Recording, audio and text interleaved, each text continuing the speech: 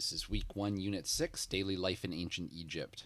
And here is a picture of ancient Egyptians harvesting wheat.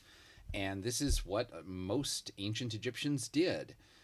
When we think of ancient Egypt, we often think of the pyramids and the treasure of King Tut and the temples at Luxor and the bust of Nefertiti. We think of all these beautiful artifacts of high culture. But what we need to remember is that most people in ancient Egypt lived and worked as peasants, harvesting grain and other crops in the Nile Valley. Here are some scenes from agricultural life. We can see people cutting down trees at the bottom. We can see people plowing and gathering things together, threshing grain, and so on. Now, Egypt is a desert, and the only arable land in Egypt is right next to the River Nile. And the River Nile gets almost no rain in Egypt at all. And so how is farming possible there? Well, farming is possible because of the Nile flood.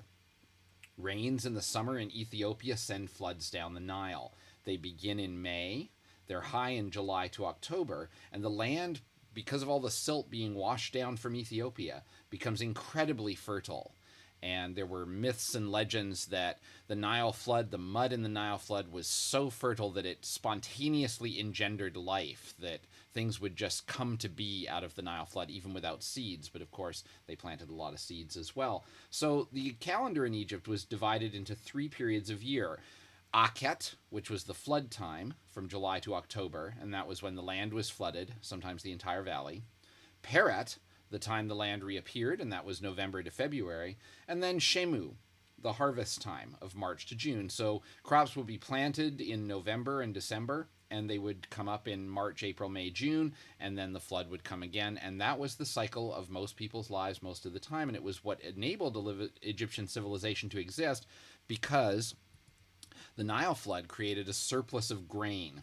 And this was the basis of Egyptian wealth. The pharaohs and their administration took the surplus of grain from the peasants, and that was the basis of the phenomenal wealth that allowed the pharaohs to build the pyramids, to build the phenomenal temples, to have treasure like the treasure of King Tut.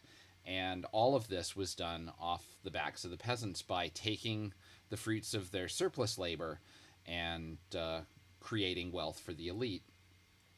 The main crops in the Nile Valley were wheat and barley, and that's what most of people ate most of the time, were products of wheat and barley. We can see from this illustration here that women sometimes worked in the fields along with their husbands. It wasn't just that women worked in the home and men worked in the fields, and this suggests that women had more sort of freedom of movement in ancient Egypt than in some other ancient societies where women were more kept confined to the household.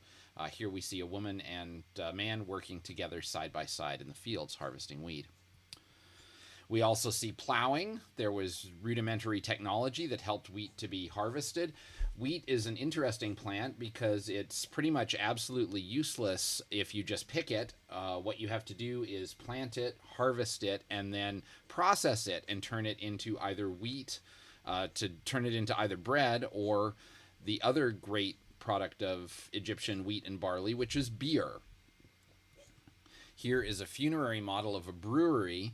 Breweries were enormously important in ancient Egypt, and beer, the invention of beer, goes back to the very dawn of civilization. It was invented, in fact, before writing.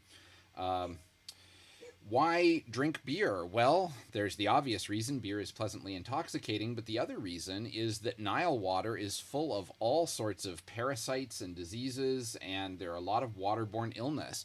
Beer, the process of making beer, purifies the water by turning it into beer, and beer is actually much healthier to drink in somewhere like ancient Egypt than wine was. Beer was probably discovered through the fermentation of gruel. The earliest form of eating grain products was to make a sort of gruel or soup by mixing the grain with water. And this then developed in 2 different ways. If you laid a thick gruel out in the sun or baked it over a fire, you could get bread. And eventually with yeast, you could get leavened bread, bread that would rise. If you let the gruel sit for a few days, it would start to ferment, especially if the grain you used was malted or roasted before you put it in there. And then you would create beer. There were over 20 different kinds of beer made in Egypt and Mesopotamia. They had different names. One beer was referred to as the beautiful and the good. Another was referred to as the joy bringer. Beers were flavored with berries and various things. So there was a wide variety of beer. Beer and bread were probably invented together in a kind of symbiotic relationship, depending on what you did with your gruel. As Tom Standage, a writer about ancient beverages, puts it, bread was solid beer and beer was liquid bread.